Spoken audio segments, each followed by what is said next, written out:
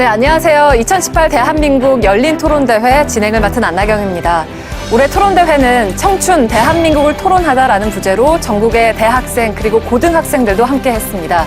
그동안 열띤 경쟁이 펼쳐졌던 예선과 본선을 거쳐서 오늘 드디어 최종 결승전이 치러지게 됩니다. 지금 두 팀이 대기를 하고 있는데요. 그 전에 그동안의 대회 과정을 영상으로 좀 먼저 보시겠습니다.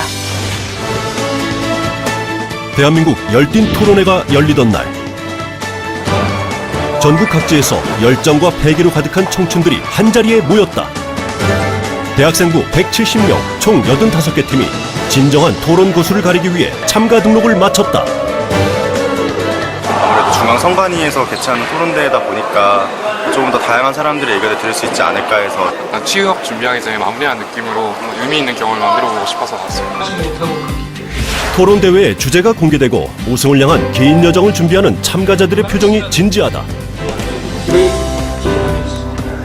이번 토론대회에서는 선거에 온라인 투표를 도입해야 된다라는 것과 투표를 의무적으로 참가할 수 있도록 하는 의무투표제를 저희들이 선정했습니다. 반드시 이 민주주의를 달성하기 위해서 투표를 해야 하는지 여기에 대해서 국민적인 여론들을 한번 들어보고 싶었습니다. 드디어 예선전의 대진표가 공개됐다. 결전을 앞둔 참가자들, 저마다 각오가 남다르다. 저희도 외부 토론대회는 처음 출전해가지고 최선을 다해서 임하고자 배우고자 왔습니다. 둘, 셋, 화이팅! 우승으로 가자! 파이팅! 파이팅! 세 개 팀이 한조가 되어서 각 팀당 2번의 토론을 치르는 예선전.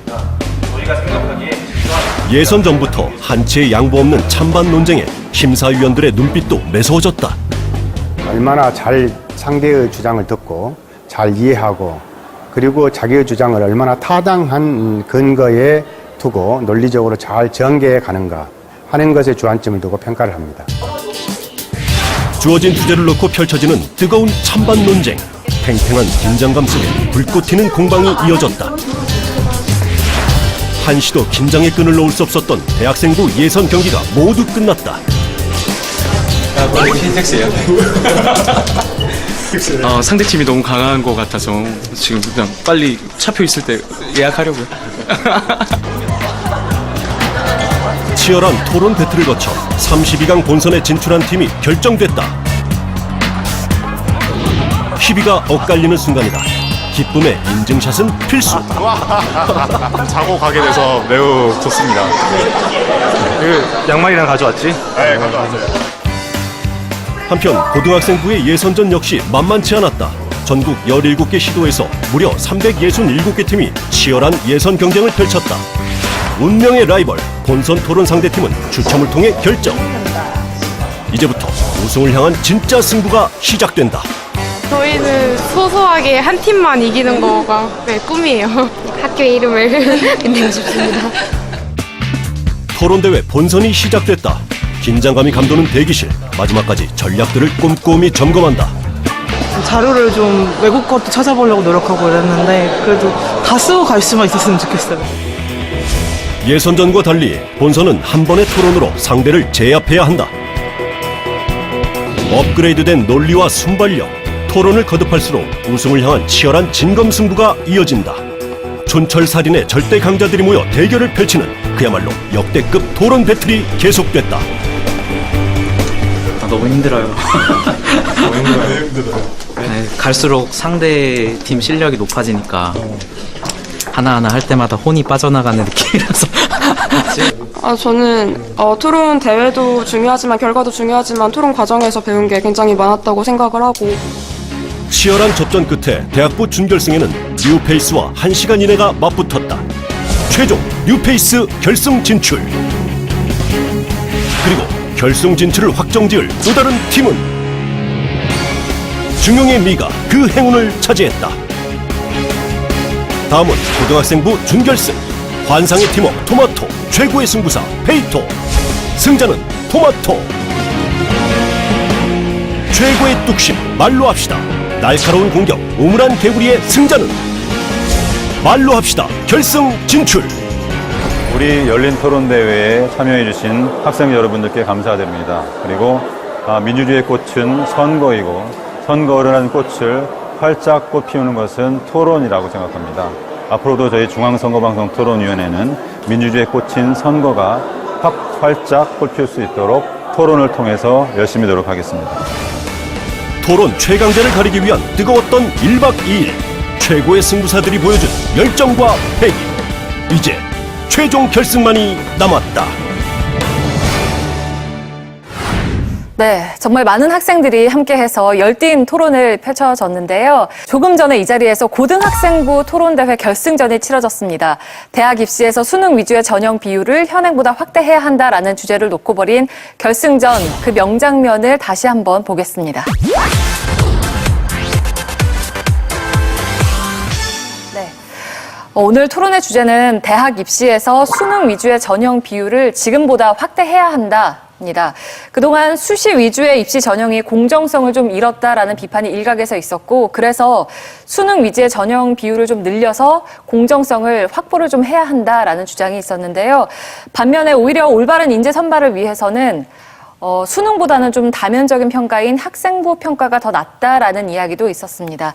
찬성 측은 확대해야 한다라는 입장에서, 그리고 반대 측은 확대하면 안 된다라는 입장에서 토론을 진행해 보도록 하겠습니다. 먼저 양 팀의 기조 연설부터 듣겠습니다. 찬성팀부터 발표를 해주시죠. 1분 30초입니다. 네, 말로 합시다 팀 기조 연설 시작하겠습니다. 저희 찬성 측은 대입 제도는 그 무엇보다도 공정하고 공평해야 하며 또한 객관적인 판단 기준의 필요성이 절대적이라고 생각합니다. 따라서 저희는 다음과 같은 이유를 근거로 수능 위주 전형의 비율의 확대를 주장합니다. 우선 수능은 학교와 지역마다 편차가 다른 내신 시험과는 다르게 학생들 모두 같은 시험을 본다는 측면에서 가장 공정한 대입 제도입니다. 현 수시 실태는 공정성과는 반대 방향으로 오히려 역행하는 모습에 더 가까운데요. 최근 논란이 되었던 시험지 유출 사건을 비롯하여 그동안 문제 제기되어 온 다양한 비리와 패단이 수시의 불공정함을 증명합니다. 둘째로 수능의 확대는 과도한 내신 경쟁을 방지하고 나아가 사교육비의 축소에 기여합니다. 통계청의 자료에 따르면 수시 전형의 확대에 따라 학생 1인당 사교육비가 급증하고 있는 양상을 보이는데요. 때문에 수능의 확대는 내신 및 기타 비교과나 면접, 컨설팅 등 다방면에서 지출되고 있는 비용 부담을 덜어줄 것입니다. 마지막으로 학생부 종합 전형의 경우 정성평가를 중점적으로 학생의 다양한 측면을 평가를 하는데 이 평가가 과연 공정하고 충분한 시간을 드린다고 할 수 없다는 것입니다. 교육부의 조사 결과 상위 60개 대학은 3,844명의 입학사정관이 학생 39만 9,677명을 심사하는데요. 평균 입학사정관 1인당 약 100.9명, 최대 260명을 심사하는 것이죠. 저희는 과연 한 사람이 이렇게 많은 수의 학생들을 제대로 된 정성평가를 할 수 없을 것이라고 판단을 하고, 따라서 수시 제도의 합리성에 의문을 제기하며 나아가 수능 위주 전형의 비율의 확대를 주장하는 바입니다. 이상입니다. 네, 다음은 반대팀 기조연설 듣겠습니다. 네, 반대 측 기조연설 하겠습니다. 4차 산업혁명의 시대를 살아가고 있는 지금 미래 사회의 주역들을 양성하는 학교의 교육 역시 창의 융합형 인재를 양성하기 위해 교육, 방법을 토론, 탐구, 체험 등의 학생이 주도적으로 움직이는 활동으로 변화하고 있습니다. 이러한 교육을 평가하는 방식 역시 학생 개개인의 다양한 능력을 인정해 줄 수 있는 전형이어야 합니다. 이에 저희는 3가지 논거를 들어 수능 위주 전형 비율을 현행보다 확대하는 것에 반대합니다. 먼저 첫째, 수능 확대는 공교육을 오히려 암기식, 주입식으로 전락시킬 수 있습니다. 둘째, 4차 산업혁명 시대에서 학교는 변화하는 시대의 흐름에 맞는 인재를 길러낼 수 있어야 합니다. 단순히 오지선다형의 시험을 통해서가 아니라 교육과정 속에서 학생들이 자신의 능력을 키워내는 활동 과정을 통해 학생들의 다양성과 잠재력을 평가해야 할 것입니다. 셋째, 수능은 오히려 사교육과 같은 외부적 요인에 많은 영향을 받고 있으므로 오히려 사회 불평등의 재생산에 우려가 소지가 있습니다. 저희는 위와 같은 3가지 이유로 수능 위주 전형 비율을 현행보다 확대하는 것에 반대하는 바입니다. 네, 양팀의 기조연설 들었는데요. 본격적으로 그러면 24분 동안 자유토론을 시작하도록 하겠습니다. 아까 제가 설명해드린 대로 각 팀당 발언 시간은 최대 2분을 넘길 수 없다는 점 주의해 주시기 바랍니다. 이번엔 반대팀부터 자유토론 시작하도록 하겠습니다. 네, 찬성 측께 질문 드리도록 하겠습니다. 아까 입론에서 공정성에 대해서 논해 주셨는데 혹시 찬성 측께서 생각하시는 공정의 의미는 무엇이라고 생각하십니까? 지금 대답을 하자면 고른 기회에서 학생이 자신의 능력에 따라서 자신이 성취할 수 있는 것이 공정하다고 생각합니다. 맞습니다. 저희 반대 측도 모든 학생은 기회의 균등을 받아야 되는 것이 보장되어야 한다고 생각하는 바입니다. 하지만 평등에는 실질적 평등과 형식적 평등이 있습니다. 실질적 평등이라고 함은 학생들의 합리적인 차별을 고려해 주는 것입니다. 하지만 수능과 같은 경우에는 오직 선다형으로 학생들을 평가하게 되기 때문에 학생들의 다른 개성과 잠재력을 평가하기에는 무리가 있다고 생각합니다. 그래서 저희는 수시에 있어서 실질적인 평등이 적용돼야 한다고 생각하는 바입니다. 이에 대해서 어떻게 생각하시는지요? 네, 일단 공정에 대해서 논하기 위해서는 공정하기 위한 첫 번째 필요한 조건이 뭐냐고 생각하면 이제 학부모의 사회적 지위 때문에 이제 학생이 이득을 보면 안 된다고 생각을 하는데요. 실제로 학부모의 지위가 어떻게 영향을 미치냐면 사교육이 가장 대표적이라고 생각을 하거든요. 그런데 학생부 종합전형이 2009년부터 2017년까지 1.2%에서 20.8%로 증가함에 따라서 평균 사교육비가 484만 원에서 618만 원까지 증가를 했단 말입니다. 그러면 이 사교육이 증가하는 그래프와 학생부 종합전형이 증가하는 그래프가 비슷하다면 결국 학생부 종합전형이 사교육을 유발하고 있고, 그렇다면 이 사교육은 오히려 공정성에 굉장히 침해를 하게 되는데, 그렇다면 수시제도 또한 공정성에 위배가 되는 것이 아닌가, 실질적 평등이란 어떤 것인가에 대해서 다시 질문드리고 싶습니다. 네, 덧붙여 말씀드리자면 지금 반대 측에서 학생의 다양한 평가를 기준으로 말씀을 하셨는데, 사실 이러한 평가는 입학사정관들이 모두 생기부나 면접을 통해서 확인할 수 있습니다. 그런데 지금 이러한 생기부 자체가 학생들의 입학사정관의 입장에서는 학생이 직접 자신의 생기부에 대한 내용을 종합 쓰고 그렇게 쓰는 것이 옳지 않다고 생각을 하는데, 사실 생기부라는 것은 선생님이 학생을 평가하고 그러한 내용을 객관적으로 기재를 하는 것인데, 사실 지금 우리나라 사회 현실을 보면 학생들이 자신의 생기부를 쓰고 또 그렇게 편법으로 진행하는 경우가 굉장히 많지 않습니까? 그리고 자기소개서와 같은 경우 또한 이제 학원에서 대리로 돈을 맡기고 그렇게 받는 여러 비리와 폐단이 많다고 생각을 하는데, 이에 대해서 어떻게 생각하시는지 반대 측의 입장을 들어보고 싶습니다.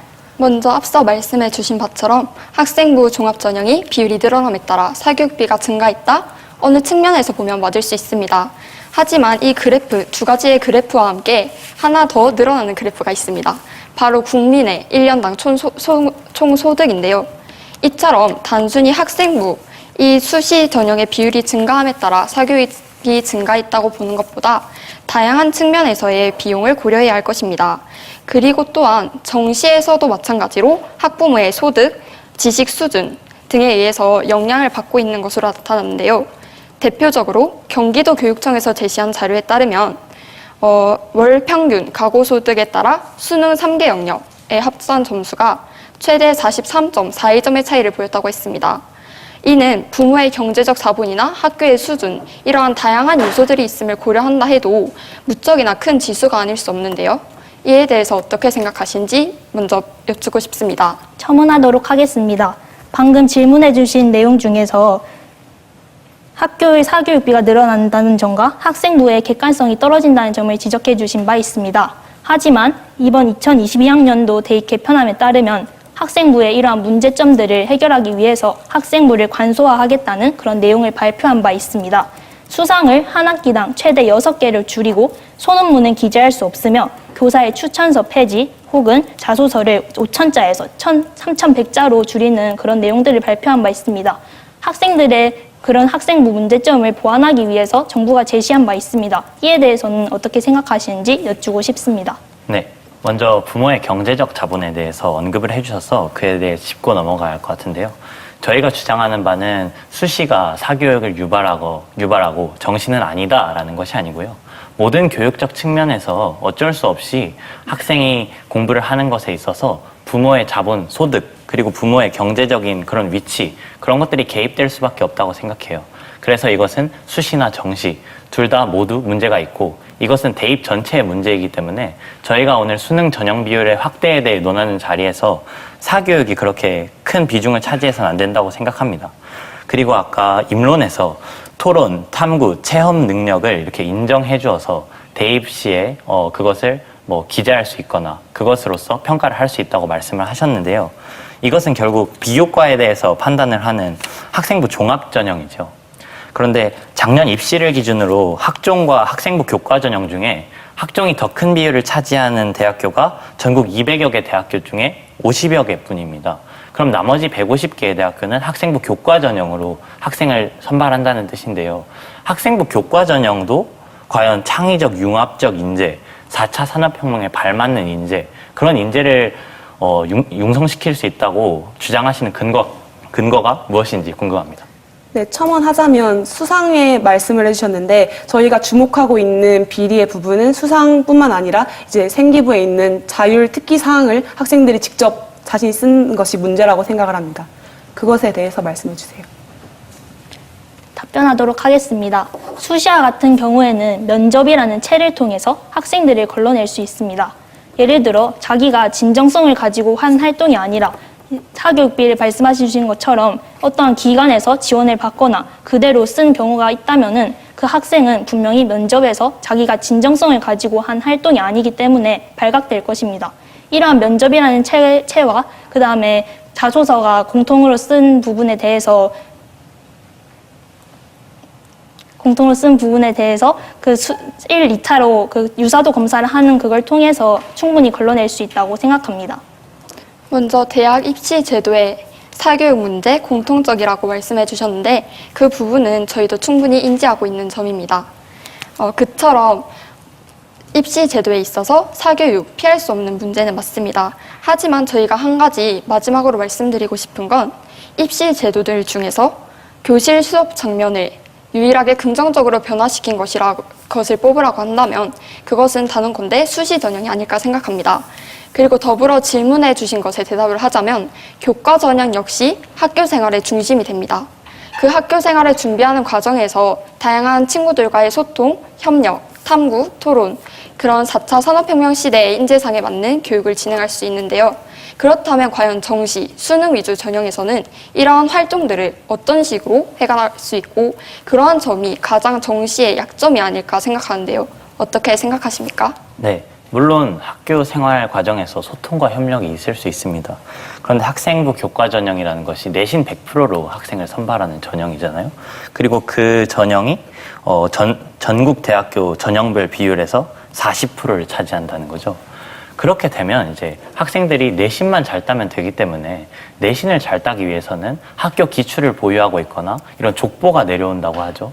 그러한 동네 학원으로 이렇게 집중될 것이란 말입니다. 그렇다면 아까 말씀하신 저희 측에 대해서는 사교육의 증가에 대해서 질문을 해주셨는데 학생부 교과 전형이 발달함에 따라서 또한 마찬가지로 동네 사교육 증가할 것이라는 거죠. 그리고 면접 5, 6문제와 유사도 검사로 충분히 이제 학생들이 진실을 썼는지 거짓을 썼는지 분별할 수 있다고 말씀을 하셨는데요. 실제로 자소서 컨설팅이나 면접 컨설팅 같은 학원에 다니게 되면 이게 물론 이것으로 분별해낼 수도 있겠지만 실제로 그 정도 5, 6문제 예상하고 충분히 속일 수 있다고 저는 생각하는 바입니다. 그래서 차라리 딱 보이는 정시를 도입하자는 것이 저희의 의견이고요. 그리고 또한 저희가 기조연설에서 언급해 드렸듯이 내신 시험이라는 것이 각 학교와 지역마다 굉장히 편차가 크지 않습니까? 예를 들어서 A 고등학교와 B 고등학교가 있다고 가정을 했을 때 A 고등학교의 전교 1등이 B 고등학교에 가서 전교 100등이 된다면 이렇게 학교마다 차이가 발생하는 것인데 단순히 그 학생부 교과에 있는 성적만으로 대입이라는 큰 틀 안에서 학생을 선발하기에는 무리가 있지 않나 생각을 합니다. 방금 학교의 차이에 대해서 말씀해 주셨습니다. 하지만 이것에 대해 한 가지 의문을 제기하자면 더욱 그러하기 때문에 공교육 정상화를 위해서 수시 중심의 전형이 확대되어야 하는 것 아닙니까? 그리고 수시의 문제점을 제시해 주시면서 정시의 문제점 또한 말씀해 주신 게 아닌가 생각이 드는데요.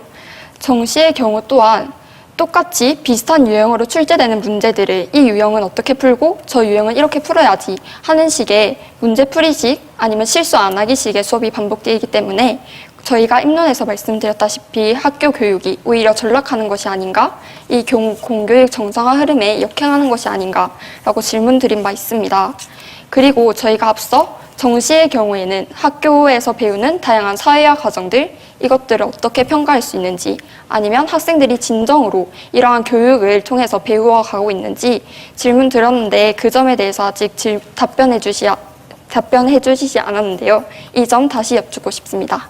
네. 첨언하도록 하겠습니다. 그리고 앞서 말씀해 주신 내용 중에 학생부 교과 전형이 약 40%를 차지한다고 말씀을 해주셨는데 교육 통계 서비스에 따르면 학생부 상위 15개 대학으로 보았을 때 학생부 종합 전형의 비율이 아닌 학생부 교과 전형은 단지 6%에 불과합니다. 또한 더불어 찬성 측께 질문 드리도록 하겠습니다. 혹시 바칼로레아라는 제도에 대해서 들어보신 적이 있습니까? 네. 그러면은 그 제도가 우리나라에 도입되고 있다는 사실을 알고 계십니까? 아니요, 인지하지 못했습니다. 네, 덧붙여 말씀드리자면 바칼로레아 함은 프랑스의 입시 제도로 철학 시험을 통해서 학생들을 선발하는 것인데요. 네. 지금 저희의 수능과 같이 학생들이 표준화된 문제, 그런 문제를 통해서 평가하는 것이 아니라 이 학생이 얼마나 주도적으로 사고할 수 있고 탐구할 수 있는지를 평가하는 것입니다. 이에 현재 서울 포함 10개 지역 교육청에서 토론과 논술을 중심으로 하는 국제 바칼로레아 과정, 즉 IB 과정을 공교육에 도입하고자 논의 중에 있는데요. 이처럼 교육 과정에서는 이렇게 다양한 학생들, 4차 산업혁명에 맞는 학생들을 기르기 위해서 노력하고 있는데 결국 돌아오는 것은 평가제도, 수능? 이렇다면 오히려 모순이 있지 않을지, 그리고 그 수능 같은 경우에는 학생들을 평가하는 게 결국은 오지선다형의 문제를 통해서인데 과연 이것이 충분한 정당성을 가지고 확대의 기준이 될 수 있는지 그것에 대해서 질문드리도록 하겠습니다. 네, 우선 반대 측께서 공교육 정상화에 대해 언급을 해주셨는데 사실 현재 대입에서 고3 학생들은 거의 모두 수능 특강과 수능 완성을 학교 교재로 사용하고 있습니다. 그런데 사실 수능은 EBS 연계율이 70%거든요. 그렇기 때문에 EBS 교재는 교육부에서 거만한 그러한 교과서를 바탕으로 제작이 되고, 그리고 EBS 교재 그러니까 수능 특강의 밑에는 작은 글씨로 학교 교과서를 먼저 공부를 하고 이 교재를 공부하면 더욱더 효과가 좋습니다라고 언급이 되어 있습니다. 이 말인즉슨 교과 과정을 제대로 이해하고 응용할 수 있는 학생이 수능 성적이 더 높게 나올 수 있다는 것이죠. 네. 그리고 아까 말씀하신 토론 탐구 체험이 저도 굉장히 중요하다고 생각하고요. 학생들이 개발되기 위해서는 그것이 중요하다고 생각을 하는데요. 그거를 대입 체제에 이렇게 대입을 시켰을 때 그것을 판단하기가 굉장히 곤란합니다. 학생부 종합과 교과에서 판단하는 서류가 크게 4가지가 있는데 첫 번째로 내신 성적, 그리고 비교과 체험 활동, 그리고 추천서, 그리고 자기소개서겠죠. 그리고 내신은 객관적인 점수입니다. 그래서 점수화되어 있기 때문에 순위를 매겨서 어떤 학생의 당락을 결정할 수 있죠. 그런데 자기소개서, 개인이 쓴 자기의 소개서이기 때문에 주관적입니다. 그리고 두 번째로 추천서, 교사가 생각한 학생이기 때문에 이것 또한 주관적입니다. 비교과 체험활동, 학생이 썼든 선생님이 썼든 자소서 컨설팅 업체가 썼든 그것은 객관적인 기록이 아니라 주관적인 기록입니다. 결국 이것은 수시 전형이 물론 토론, 탐구, 체험 활동을 평가하는 데 의의가 있지만 그것을 실제로 평가하는 게 주관적인 기록만 가지고 평가하기 때문에 무엇보다 공정해야 할 이 대입 체제에서 공정성에 대한 우려가 나오고 있고 그에 대해 해결하는 것이 정시라고 생각하기 때문에요. 정시 100%를 주장하는 것이 아니라 정시 비율을 조금 높여서 공정성을 제고할 필요가 있다라고 말씀드리는 것입니다. 네. 그럼 찬성 측께 역으로 질문드리도록 하겠습니다. 4차 산업혁명 시대가 도래함에 따라 학생들은 단순히 지식만을 보유하고 있다고 해서 다양한 인재로 육성할 수 없습니다. AI 등이 지배하는 이 세상에서 이제 더 이상 인간들은 지식만을 보유하고 있다고 해서 살아남을 수 없습니다. 학생들과 더불어 협력하고 공감할 수 있고 소통할 수 있는 그런 능력들을 증진시켜야 함이 필요하다고 저희 측은 주장하고 싶은데 혹시 그러면 정시로 대학을 가게 된다면 이러한 활동들을 어떻게 해결할 수 있는지 말씀해 주십시오. 첨언하도록 하겠습니다. 그리고 수시 전형에서 하는 다양한 활동들, 토론, 탐구, 체험 이것이 과연 객관적인 평가가 가능하냐에 대해서 질문을 주신 것 같은데 그것이 꼭 평가로 이어질 필요는 없다고 생각합니다. 학생들이 교육을 받는 과정에서 다양한 경험을 쌓고 그로 인한 교훈을 얻는다면 그것이 역시 참된 의미의 교육이 아닐까 생각됩니다. 그리고 지속적으로 의문을 제시해 주신 게 자기소개서와 추천서, 객관성이 보장되어 있지 않다는 점이었는데요. 이 점 역시 앞서 말씀드린 대로 2022년 대입전형 개편안에 따르면 자기소개서는 문항의 바이트가 줄어들었고 추천서는 아예 폐지가 되었습니다. 이처럼 학생부 종합전형 같은 수시 전형에 약점을 파악해서 그것에 맞는 개편안으로 흘러가고 있는 이 지금에 왜 굳이 수능을 도입해야 하는지 계속해서 의문이 드는 바입니다. 네. 평가로 직결될 필요가 없다고 말씀을 하셨어요. 그러면 평가는 정시로 하되 학교 수업 시간에는 토론 체험 수업을 하면 왜 안 되는 거죠? 그렇다면 다시 재질문 드리도록 하겠습니다. 평가를 학교 생활과 내신으로 하되 최저를 통해서 학생들의 객관적인 수준을 파악할 수 있는 방법은 왜 안 되는 것일까요? 정시를 통해서 객관성 보장받을 수 있는 거 잘 압니다. 하지만 지금 현재 미래는 그리고 앞으로 나아갈 사회는 계속해서 발전하고 있는데요. 세계의 흐름도 그렇고 이 미래, 우리나라의 미래도 그렇고 역시 모두 오지선다형의 시험을 통해서는 결코 맞는 인재를 찾아낼 수 없습니다. 그리고 다양한 경험을 체험해 주는 것, 그것이 학생들의 역량을 더욱 기를 수 있는 과정이라고 생각됩니다. 더불어 질문 드리도록 하겠습니다. 찬성 측께서 주장하시는 수능과 같은 경우에는 말 그대로 수학 능력 시험입니다. 학생이 대학에 진학해서 얼마나 더 심층적으로 배울 수 있는 그 능력과 역량에 대해서 평가한다는 것인데요. 그렇다면 학생들이 대학에 가서 더 심층적인 활동을 진행하기 전에 가장 우선이 되어야 할 것은 학생들이 진정으로 자신이 무엇을 하고 싶은지 그 진로 활동을 찾아가는 과정이 중요하다고 생각합니다. 그런데 이 수시 전형 같은 경우에는 아까도 말씀드렸지만 토론, 탐구, 창의적 체험 활동들을 통해서 학생들이 다양한 활동을 경험하고 배경 지식을 쌓아가면서 내가 진정으로 좋아하는 것이 무엇일까를 고민할 수 있고 그런 준비가 먼저 이루어질 수 있다고 생각합니다. 하지만 수능은 그러한 문제점에 대해서 어떻게 해결할 수 있는지 여쭈고 싶습니다. 네, 수능이라는 것은 하나의 평가 방식이고요. 교육제도라는 것은 또 다른 것이에요. 원래 교육이 선행하고 평가가 따라가는 것이 맞지만 우리나라가 평가가 먼저 되고 교육이 따라가기 때문에 수능 전형을 실시했을 때 학생들이 이런 토론 체험, 탐구 이런 것들을 하지 못할 거라는 우려가 나오고 있는데요.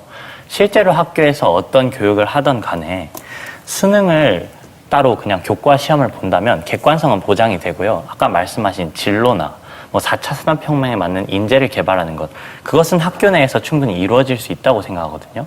학교 내에서 이러한 교육을 하되 평가는 이런 학습적 능력을 물어보는 대학 수학 능력 시험으로 한다. 이것이 왜 문제가 되는지 모르겠고 아까 말씀하셨던 암기식 주입식 교육 또 문제풀이식 교육으로 수능을 해결할 수 있다고 말씀을 하셨는데 암기와 문제풀이로 수능 성적이 잘 나올 수 없다는 근거가요. 모의고사 치러보셔서 아시겠지만 실제로 교과서나 다른 책 펴놓고 봐도 모의고사 100점 절대 못 맞습니다. 모의고사를 100점, 수능을 100점 맞으려면요. 교과에 대한 핵심적인 이해를 하되 원리를 적용하는 능력을 묻고요. 또 문제풀이식으로 암기식으로 수능시험 잘 보는 것은 학력고사 세대이고 그것을 개선하기 위해서 수학 능력시험이 등장했단 말입니다. 그렇기 때문에 제4차 산업혁명에 발맞추어 교육은 진보하고 평가는 정시가 조금 있어도 괜찮다라고 생각하는 것이 저희의 의견입니다. 네, 첨언을 하자면 아까 반대 측에서 반론 때 말해주신 자기소개서 폐지되고 있습니다. 그런데 마찬가지로 말씀해주신 수능 최저 역시 지금 교육부에서 권고사항으로 점점 폐지되고 있는 실정이고요. 그리고 그 전 반론에 대해서 재반박을 드리자면 저희는 전체적인 대입이라는 것이 전체 학생들의 서의 40%가 학생부 교과로 뽑히고 있다고 말씀을 해주셨는데 반대 측은 상위 15개 학교의 예시를 들면서 학생부 교과가 6%밖에 되지 않는다고 말씀해 주셨습니다. 그런데 저희의 근거가 더 그렇기 때문에 더 옳다고 생각을 합니다. 교과의 경우 더 많은 증거 자료를 제시해 주셨기 때문에 더 타당하다는 의견 어느 정도 이해는 가지만 한 가지 짚고 넘어가야 할 점이 있습니다. 교과 전형에서 내신을 반영하는 이유 혹시 생각해 보신 적 있으신가요?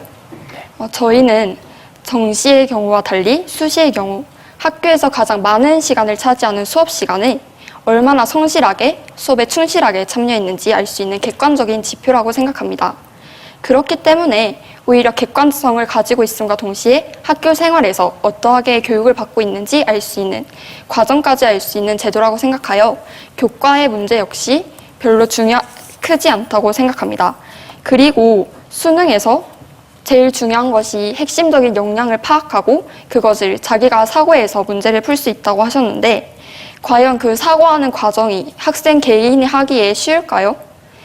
그렇기 때문에 오히려 수능의 확대는 또 다른 사교육의 증가를 일으킬 것입니다. 그리고 EBS 연계율 같은 경우도 70%에서 현재 50%로 점차 낮춰나가고 있는데요. 이 역시 EBS의 직접 연계가 학생들의 복합적인 사고를 막기 때문입니다.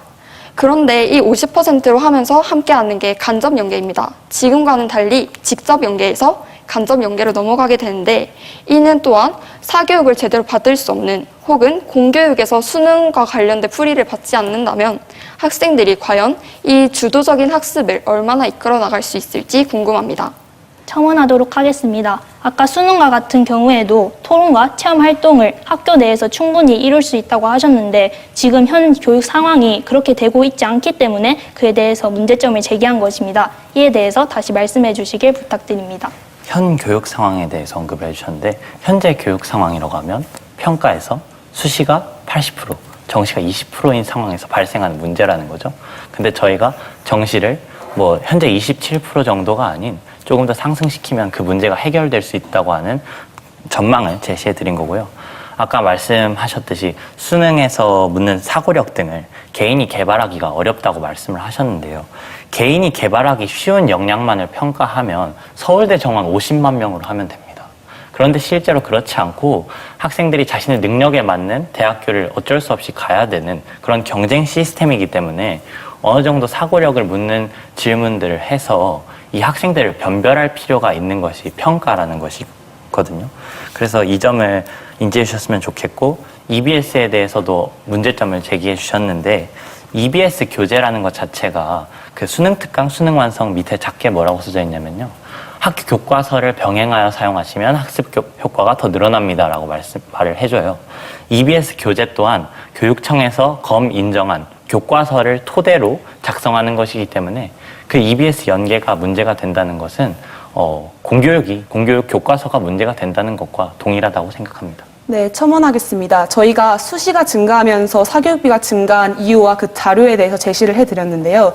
사실 수시는 내신뿐만 아니라 여러 가지 비교과 그리고 면접 컨설팅 등 모두 다 수시의 사교육에 포함이 되기 때문에 당연히 수시가 증가함에 따라 사교육비가 증가한다고 말씀을 드린 것입니다. 이상입니다. 앞서 말씀해 주신 내용에서 수능 또한 복합적인 사고 능력을 필요로 하기 때문에 단순한 개념을 가지고는 할 수 없는 게 수능이다라고 말씀해 주신 바 있습니다. 그렇지만 예를 들어 영어를 예로 들어봅시다. 글쓴이가 주장하는 바, 요약문, 이렇게 벌써 문제들이 유형화되어 있습니다. 그렇기 때문에 학생들은 자신이 가진 개념을 어떻게 복합적으로 사고하고 또 분석하고 그런 사고 능력을 기르는 것보다는 어떻게 하면 내가 출제자의 경향을 더 적중할 수 있고 어떻게 하면 문제에 맞추는 확률을 높일 수 있는지에 대한 중점을 두기 때문에 이 변화하는 시대에 흐르는, 그러니까 즉 4차 산업혁명 시대에 흘러가는 학생들이 그 시대에 맞게 학생들이 흘러갈 수 없다고 생각합니다. 첨언하겠습니다. 그리고 한 가지 질문을 드리고 싶은 점은, 정시의 경우, 수능 위주 전형의 경우, 수능 그 단 하루의 시험을 통해서 당락이 결정되지 않습니까? 하지만 수시의 경우에는 우수한 성적을 쭉 유지해 온 학생을 좋게 평가하는 것 있습니다. 하지만 그뿐만 아니라 이 학생이 이 시점에서는 낮았지만 지속적으로 노력을 해서 올라왔다. 혹은 떨어졌지만 이 중간에 자신이 다양한 활동을 통해서 다시 노력하고 성장했다. 이런 과정을 평가할 수 있습니다. 하지만 수시의 경우에는 과정 평가할 수 없습니다. 오히려 그 하루만의 결과, 그렇기 때문에 오히려 운 또는 외부적인 요인이 개입된다고 볼 수 있는데요. 이것이 과연 확대 측에서 주장하시는 공정성, 객관성 보장할 수 있을지 의문이 듭니다. 시험 자체에 대해서는 평가 기준이 객관적이라고 할 수 있겠지만 그렇게 보자면 내신 시험 역시 마찬가지입니다. 그럼 그 내신 시험을 바탕으로 하는 수시 전형 또한 마찬가지고요. 네. 하루 만에 평가를 해서 수능 전형이 문제라고 하는 점 저희도 동의합니다. 그런데 하루 만에 평가로 내가 대학을 갈지 아니면 3년 동안의 노력으로 대학을 갈지에 대해서는 학생 스스로가 선택할 수 있어야 된다고 보는데요. 지금 정시 비율로는 재수생, N수생들이 1년 동안 내내 재수 공부를 하기 때문에 굉장한 우위를 점합니다. 그렇기 때문에 정시로 실제로 선택을 하겠다고 하는 재학생들이 이익을 보기가 사실 힘든 구조거든요. 저희가 말씀해 주신 그 정시의 문제점이 발생하려면 정시 100%여가지고 하루 만에 누구는 운이 좋아가지고 하나 찍었는데 맞춰가지고 서울대 갔다. 누구는 지방대 갔다. 이것이 아니고 지금의 비율보다는 확대를 하여서 학생들의 선택권을 보장해야 한다는 것이 저희 찬성 측의 논조입니다.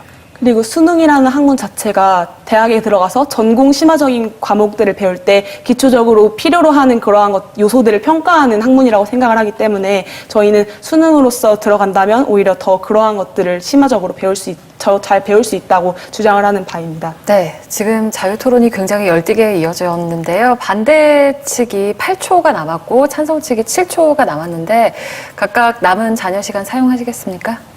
네, 저희 사용하겠습니다. 저희도 네. 사용하겠습니다.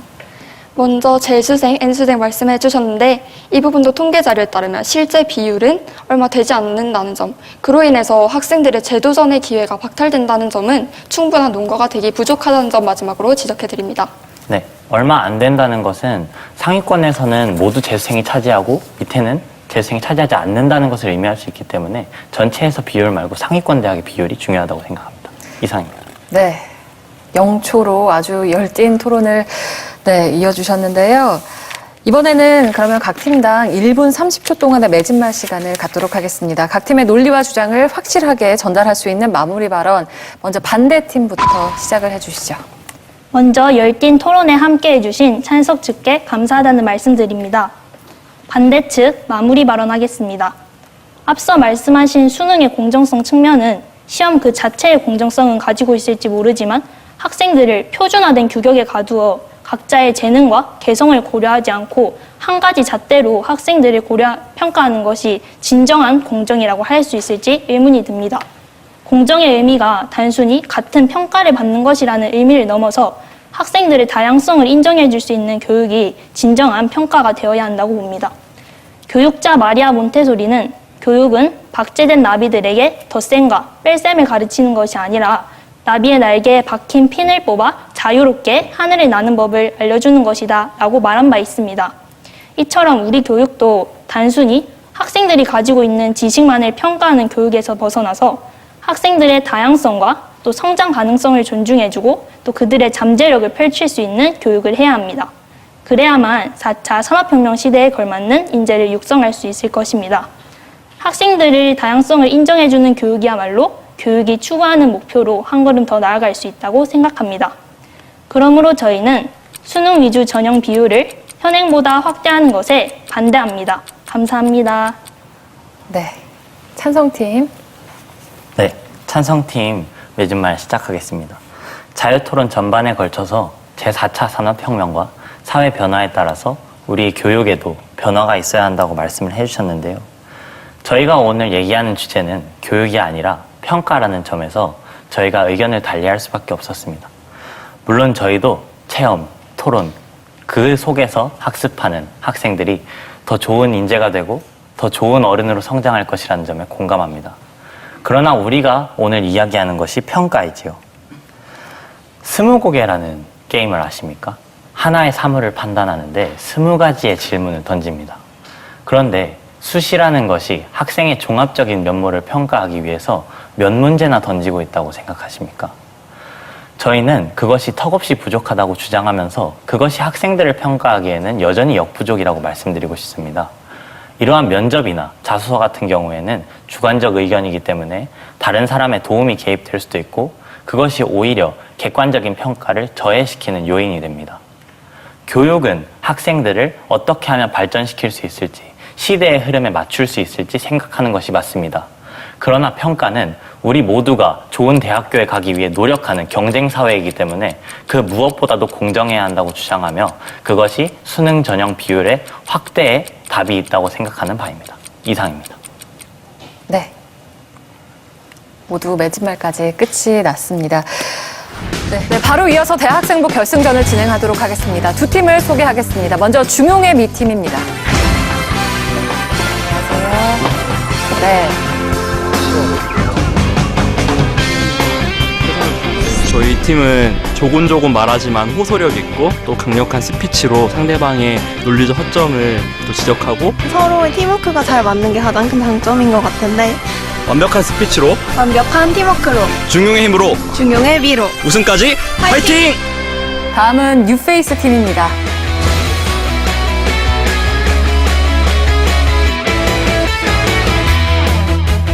초심을 잃지 말고 유종의 미를 거두자라는 이유로서 뉴페이스라고 다시 정했습니다. 이게 역할이 정해져 있는 게 아니라 상황에 따라 역할이 변할 수 있는 게 저희 팀의 진짜 매력인 것 같아요. 철저한 준비와 훌륭한 팀워크를 바탕으로 이번에도 우승은 뉴페이스! 뉴페이스 화이팅! 그동안 어마어마한 예선과 본선을 거쳐서 지금 이 자리에 올라와 있는데 땀이 송골송골 맺혀 있어요. 얼마나 긴장을 했는지 알 수 있을 것 같은데 모두 긴장 풀고 편안하게 좀 임해주시면 될 것 같습니다. 먼저 중용의 미 팀부터 좀 소개를 좀 해주실까요? 예, 안녕하세요. 저희는 연세대학교에서 온 중용의 미 팀입니다. 중용의 미란 양극단을 넘어서서 보다 합리적이고 바람직한 대안을 모색해서 중용의 미라는 이름처럼 아름다운 결론을 저희가 찾아보기 위해서 이름을 중용의 미라고 짓게 되었습니다. 네. 어떤 각오로 임할 생각인가요? 너무 훌륭하신 분들과 함께 토론을 진행했다는 것에 의미가 컸고 이 자리에 오기까지 정말 열심히 노력했는데 끝까지 최선을 다해서 중용의 미가 돋보이는 토론 보여드리도록 하겠습니다. 네. 조금은 형식적인 대답인 것 같은데 좀 더 힘차게 뭔가 외칠 수 있는 말이 있다면? 화이팅! 네, 고맙습니다. 네, 뉴페이스 팀 질 수 없죠. 소개를 좀 해주실까요? 네, 안녕하세요. 저희는 중앙대학교에서 온 뉴페이스 팀입니다. 정말 이기고 싶었던 대회 결승에 오게 되어서 너무너무 떨리고 기쁩니다. 최선을 다하겠습니다. 네, 저희 둘이 처음 토론대회를 나갔을 때 팀명이 뉴페이스인데요. 네. 오늘 토론에서는 뉴페이스라는 이름에 걸맞게 틀에 박힌 토론이 아닌 참신하고 신선한 토론을 보여드리도록 하겠습니다. 네. 질 수 없잖아요? 네. 뉴페이스 화이팅! 알겠습니다.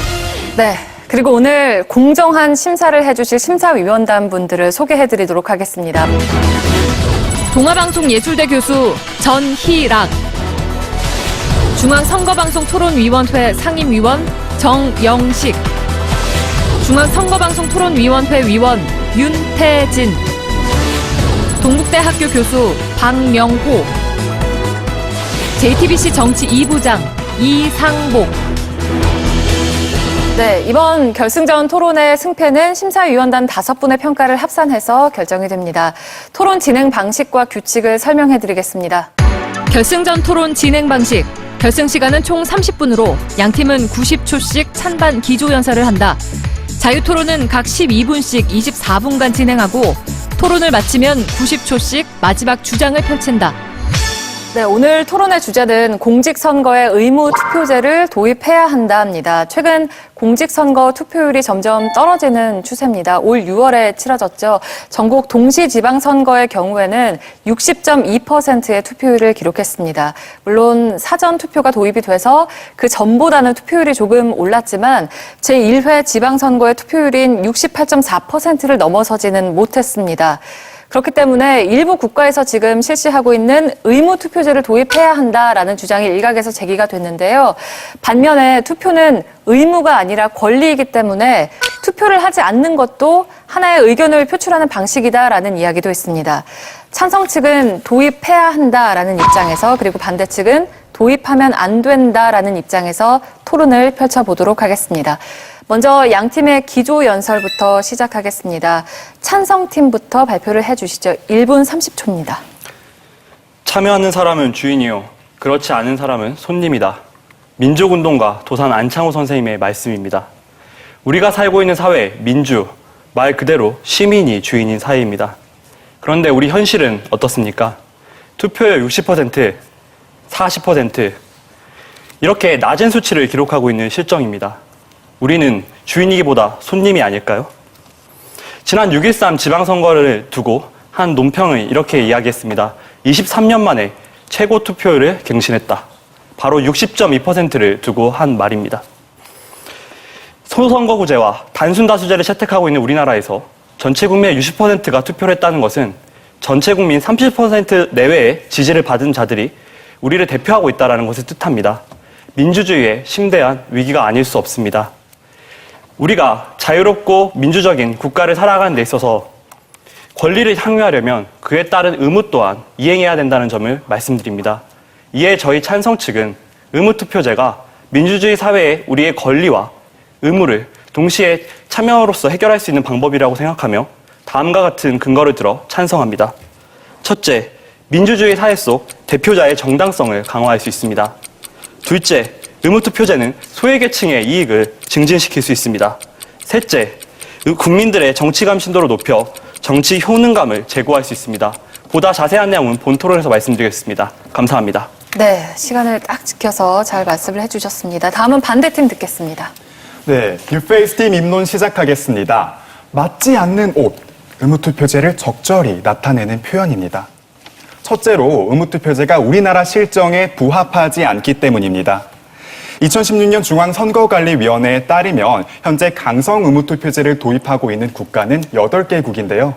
100만 명 정도로 인구수가 지극히 적은 곳이 3곳, 군사 독재 후에 의무투표제를 도입한 국가가 4곳입니다.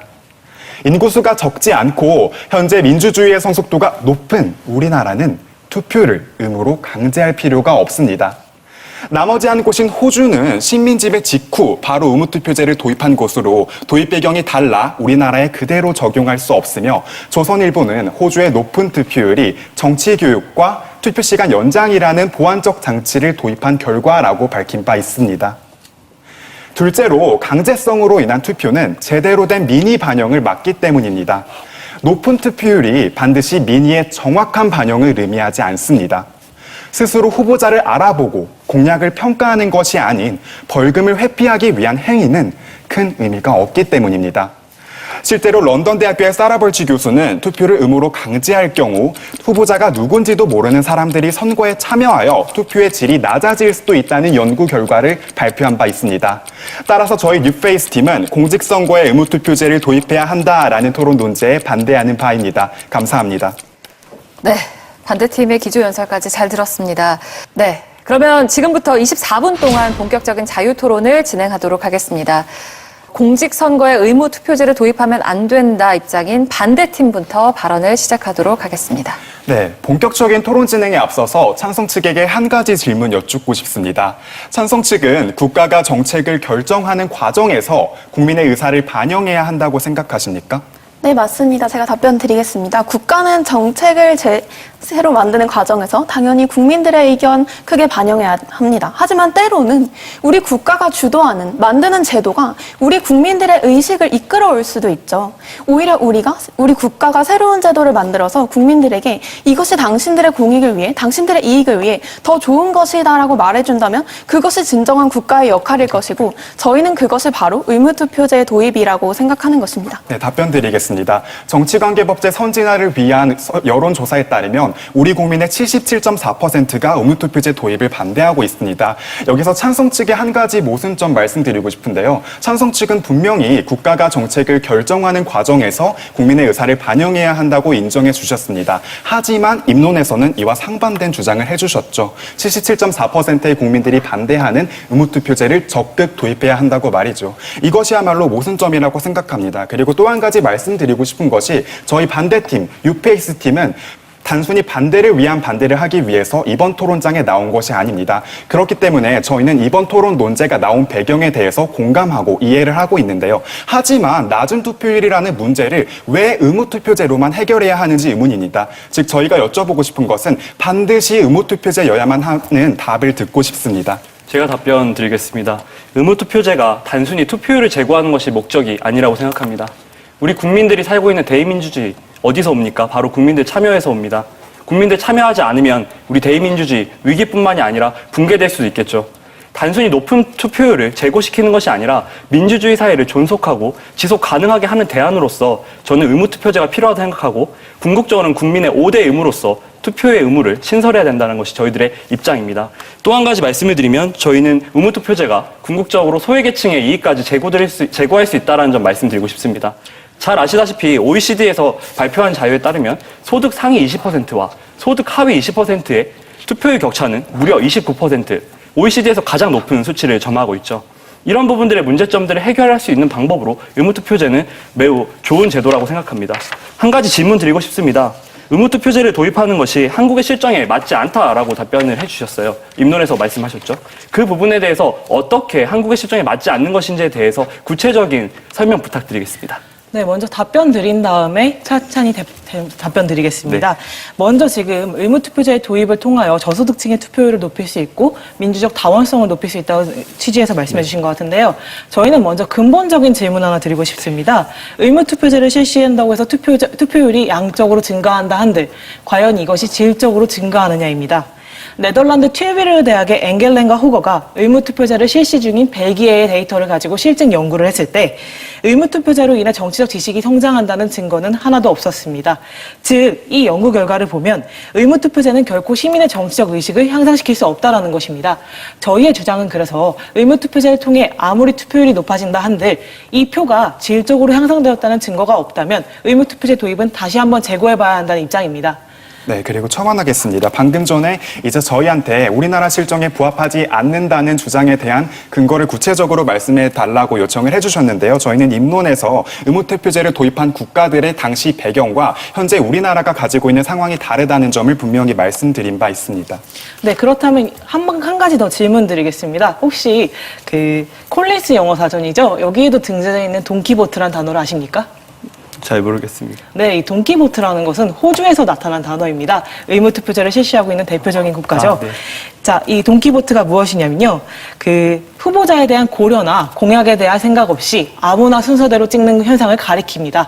이런 식으로 의무투표제를 현재 실시하고 있는 국가에서 민주주의의 대의성이 제고되는 효과가 없었음에도 불구하고 의무투표제 도입을 말씀하신 이유가 저는 궁금합니다. 이에 대한 답변 부탁드리겠습니다. 네, 우선 돈키보트 당나귀 투표 말씀해 주시고 계신 것 같아요. 네, 맞습니다. 많은 국가들에서 투표하는 과정에서 당나귀 투표라는 문제가 발생하고 있고 당나귀 투표란 국민들, 투표에 참여하는 국민들이 실제로 뽑고 싶은 사람이 없음에도 마구잡이로 투표하는 걸 말한다고 말씀해 주셨어요. 하지만 저희는 이것이 왜 반드시 의무투표를 시행한다고 더 극심해지는 것인지 모르겠습니다. 네, 호주에서는 실제로 투표에서 약 1%에서 2%가량의 투표 참여자들이 당나귀 투표를 한다고 설문조사에 답변을 했지만 호주는 우리나라와 달리 선호투표라는 것도 함께 시행하고 있습니다. 선호투표란 자신이 선호하는 후보를 1번부터 끝번호까지 모두 나열을 하는 것이죠. 그 과정에서 다소 귀찮았던 국민들이 당나귀 투표를 시행할 수 있는 것이고 또 이러한 당나귀 투표의 비율은 호주에서 실시한 설문조사에서만 판단할 수 있는 비율이죠. 따라서 저는 이런 당나귀 투표, 의무투표를 도입했을 때 더 극심해지지 않는다고 생각하면서 저희가 드렸던 질문을 조금 더 이어가 보고 싶어요. 현재 저는 짚어드리고 싶은 부분이 우리나라의 소득별 또는 연령 간 계층 간의 투표율 차이가 너무 심각하고 이러한 문제는 단순히 우리가 그저 의무투표제가 국민에게 강제성을 띈다, 안 띈다로 넘어갈 문제가 아니라 지금 당장 해결해야 할 시급한 문제라고 생각합니다. 연령 간 또는 소득 계층 간 투표율 차이가 심각하다면 그것은 우리나라의 정치 상황에 어떤 특정한 강자들의 이익만을 대변하고 있다는 증거가 되는 것이죠. 따라서 의무투표를 도입해서 투표율을 획기적으로 제고하지 않는다면 반대측은 어떻게 우리나라의 모든 국민들의 의사를 정치에 반영할 수 있다고 생각하시는지 궁금한데요. 네, 먼저 답변 드리겠습니다. 돈키보트가 1에서 2%다. 저희도 알고 있습니다. 그러나 이 자료는 1960년대 시드니 대학교 말콤 메케라스 교수가 논문에서 발표한 증거일 뿐 저희는 최신 자료를 들어드리겠습니다. 2010년도 데일리 텔레그래프지의 기사에 따르면 61만 8,435명이 돈키보트 아무나 찍는 것입니다. 이것이 마음에 드는 사람이 없어 찍는 것이 아니라 아무나 그냥 순서대로 찍는 형태를 가리키는 것이죠. 이런 사람이 무려 호주 유권자의 전체 유권자의 5.64%나 해당한다는 점 다시 한번 짚어드리겠습니다. 그리고 지금 호주 같은 경우에는 선호투표제를 채택하고 있어서 유권자들이 귀찮아서 그냥 아무나 찍는다고 하셨는데 그렇다면 그러한 부작용은 우리나라에서도 일어날 수 있습니다.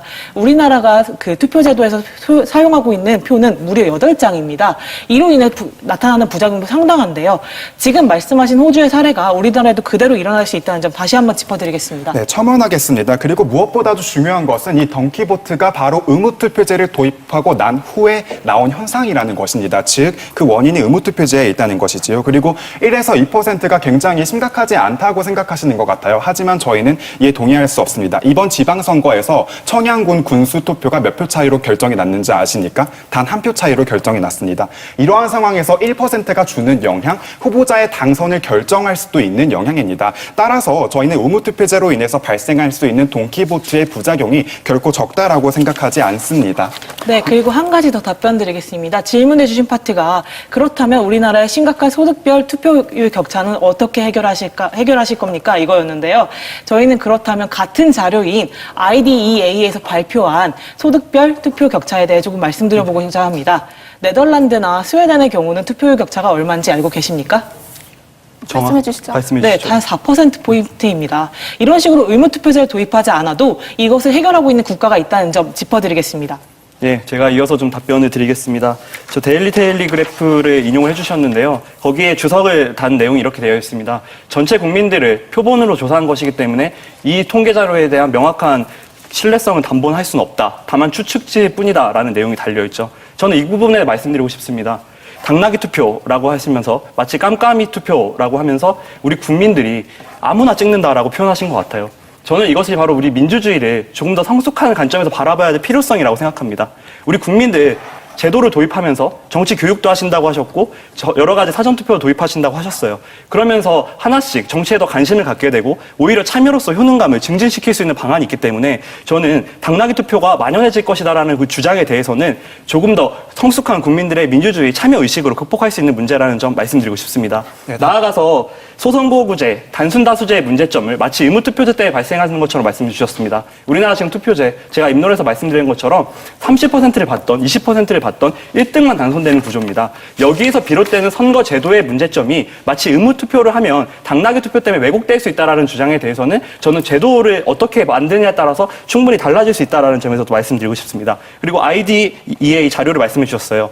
그 자료에도 이런 주석이 달려 있습니다. 스웨덴, 독일, 노르딕 국가라고 말하는 나라들은 오랜 기간 동안 노조를 통해서 정당을 만들었고 그 정당들이 상당한 민주주의 발전과 복지를 이루었죠. 정치 참여의 역사가 그만큼 긴 것입니다. 그런데 한국에 왜 도입을 해야 되냐라고 말씀해 주셨어요. 우리 한국에 여러 가지 정치 갈등, 지역 갈등, 사회 갈등들이 많이 만연한 이 상황에서 투표마저도 불균등하게 될 수밖에 없는 이 시스템에 대한 문제점에 대해서 지적을 드린 것이고 저희는 세 번째 저희 근거에서 말씀드렸던 것처럼 참여를 통한 효능감 증진, 국민들이 더 나아가서 어떻게 하면 정치가 내 삶을 바꿔줄 것인지에 대해서 느끼게 하기 위해서 의무투표제가 필요하다고 생각하는데 이에 대해서 어떻게 생각하시는지 답변 네, 부탁드립니다. 답변 드리겠습니다. 저희가 단순히 근거 없이 돈키호테가 만연해질 것이라고 주장한 것이 아닙니다. 돈키호테가 최소한 1% 나온다는 것은 실증 연구 자료에서 증명되었습니다. 하지만 이 1%가 굉장히 큰 부작용의 효과로 다가올 수 있다는 취지로 말씀드렸던 것이고요. 그렇다면 지금 찬성 측의 주장을 조금 정리해보면 정치적 평등을 달성하기 위해서 의무투표제를 도입해야 한다라고 주장하시는 것 같아요. 저희는 바로 이 포인트에서 의무투표제의 함정을 말씀드리고 싶습니다.